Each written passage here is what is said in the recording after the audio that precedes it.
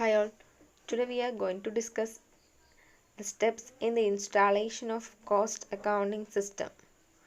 ഇത് ഒരു cost accounting system install ചെയ്യുമ്പം എന്തെല്ലാം പ്രൊസീജിയേഴ്സാണ് ഫോളോ ചെയ്യേണ്ടതെന്നാണ്. First setting up of objectives. Cost accounting system install ചെയ്യുന്നതിന് മുമ്പ് ഫസ്റ്റ് നമ്മൾ എന്ത് ചെയ്യണം? ഒബ്ജക്റ്റീവ് സെറ്റ് ചെയ്യുക. ദാറ്റ് മീൻസ് ആ ഒരു ഒബ്ജക്റ്റീവ് ആയിരിക്കണം ആ ഒരു സിസ്റ്റത്തിലൂടെ നമ്മൾ അച്ചീവ് ചെയ്യേണ്ടത്. സോ നമുക്ക് ഏതൊരു ഒബ്ജക്റ്റീവാണോ അച്ചീവ് ചെയ്യേണ്ടത് ആ ഒബ്ജക്റ്റീവ് സെറ്റ് ചെയ്യാണ് ഫസ്റ്റ് നമ്മൾ ചെയ്യേണ്ടത്. Setting up of objectives. Then second one, studying the existing organization. That means a cost accounting system എവിടെയാണോ ഇൻസ്റ്റാൾ അല്ലെങ്കിൽ എവിടെയാണോ അപ്ലൈ ചെയ്യുന്നത് ആ ഒരു എക്സിസ്റ്റിംഗ് ഓർഗനൈസേഷൻ സ്റ്റഡി ചെയ്യുകയാണ് രണ്ടാമത് ചെയ്യേണ്ടത്. That means studying the existing organisation which means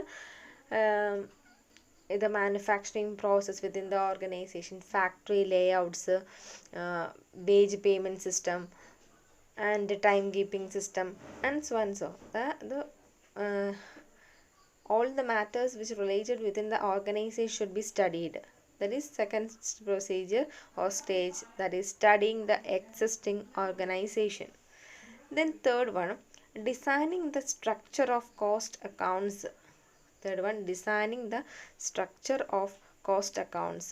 That means the cost account structure design ചെയ്യാണ് ചെയ്യുന്നത്. നെക്സ്റ്റ് സ്റ്റെപ്പാണ് after determining the existing organization we should design the structure of cost accounts.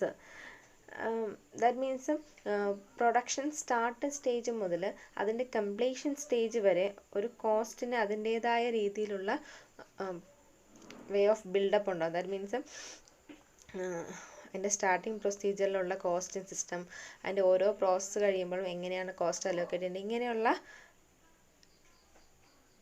Cost application അല്ലെങ്കിൽ കോസ്റ്റിൻ്റെ structure എങ്ങനെ വേണമെന്നാണ് next നമ്മൾ design. അതിൻ്റെ production starting stage മുതൽ completion stage വരെ കോസ്റ്റിനെ സ്ട്രക്ചറൈസ് ചെയ്യാം. Then fourth one, determination of cost rate. Cost rate determine ചെയ്യുക. That means cost structure design ചെയ്യുന്ന കോസ്റ്റിന് എത്രത്തോളം റേറ്റ് കോസ്റ്റ് അല്ലെങ്കിൽ കോസ്റ്റ് എത്രത്തോളം വേണമെന്നാണ്. അതായത് നമ്മൾ കോസ്റ്റ് എന്തൊക്കെ ഡിസിഷൻ എടുക്കേണ്ടി വരും. കോസ്റ്റുകൾ പലവിധം, ഡയറക്റ്റ് കോസ്റ്റ് ഉണ്ട്, ഇൻഡയറക്റ്റ് കോസ്റ്റുകളുണ്ട്. സോ ഡയറക്റ്റ് കോസ്റ്റ് എത്രത്തോളം ഉണ്ട്, ഇൻഡയറക്റ്റ് കോസ്റ്റ് എത്ര ഉണ്ട്, ആ കോസ്റ്റ് റേറ്റുകൾ ഡിറ്റർമിൻ ചെയ്യുക.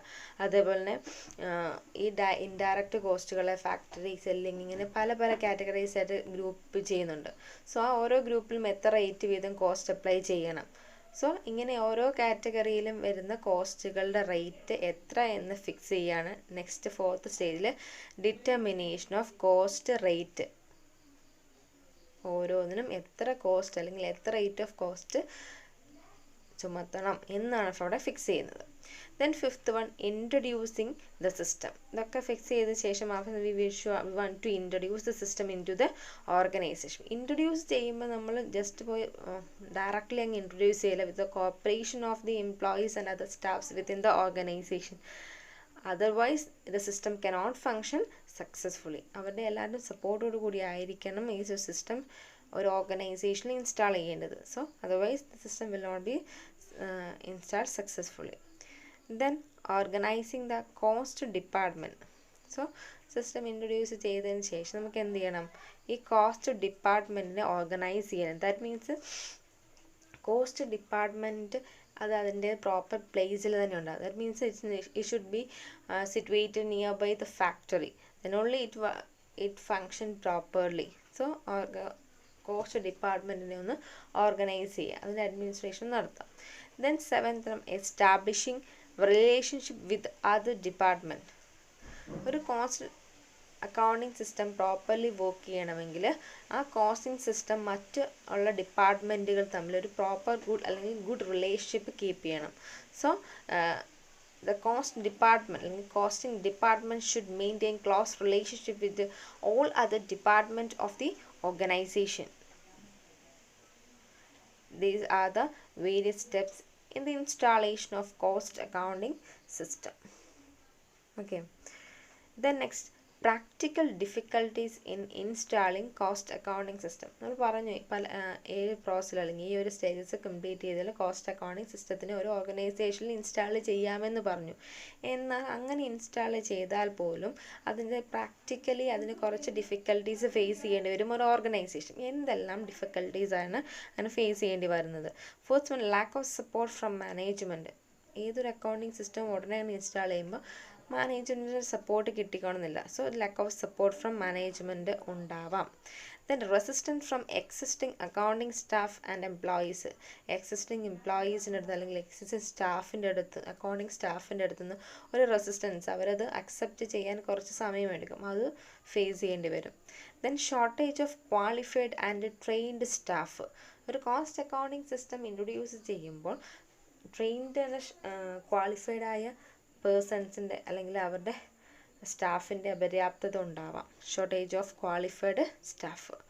Then next one, heavy expenditure. എൻ്റെ സിസ്റ്റത്തിനെ മാറ്റി ഒരു ന്യൂ സിസ്റ്റം ഇൻട്രൊഡ്യൂസ് ചെയ്യുമ്പോൾ ഒബ്വിയസ്ലി എന്തുണ്ടാവും? ഒരു ഹെവി എക്സ്പെൻഡിച്ചർ ഒരു ഓർഗനൈസേഷൻ അഫോർഡ് ചെയ്യേണ്ടി വരും. Then next, suggestions to overcome practical difficulties. The management take into confidence before installation. That means suggestions to overcome practical difficulties. നമ്മൾ പറഞ്ഞു മുമ്പേ പല പ്രാക്ടിക്കൽ ഡിഫിക്കൽട്ടീസും ഫേസ് ചെയ്യേണ്ടി വരുമെന്ന്. എന്നാൽ ആ പ്രാക്ടിക്കൽ ഡിഫിക്കൽട്ടീസിനെ ഒന്ന് കുറയ്ക്കാൻ കുറച്ച് സജഷൻസ് വെക്കുകയാണ് ചെയ്യുന്നത്. അതിൽ ഫസ്റ്റ് സജഷൻ പറയുന്നത് management take into confidence before installation. അതായത് ഈ ഒരു കോസ്റ്റ് അക്കൗണ്ടിങ് സിസ്റ്റം ഇൻസ്റ്റാൾ ചെയ്യുന്നതിന് മുമ്പ് മാനേജ്മെൻറ്റ് അവിടുത്തെ സ്റ്റാഫിനൊരു കോൺഫിഡൻസ് കൊടുക്കുക.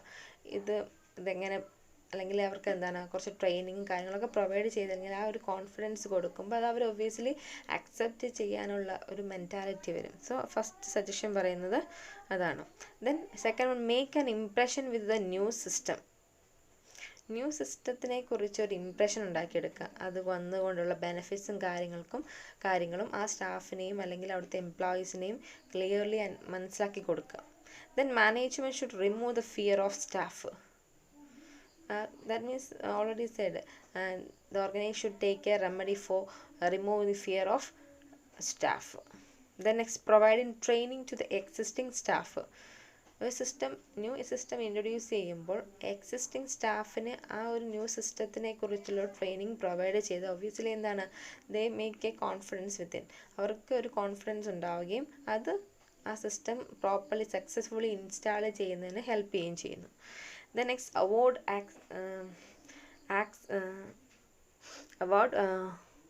ചെയ്യാന്ന് വെച്ചാൽ award excess cost ആണ്. award excess cost ആണ് കേട്ടോ. award excess cost.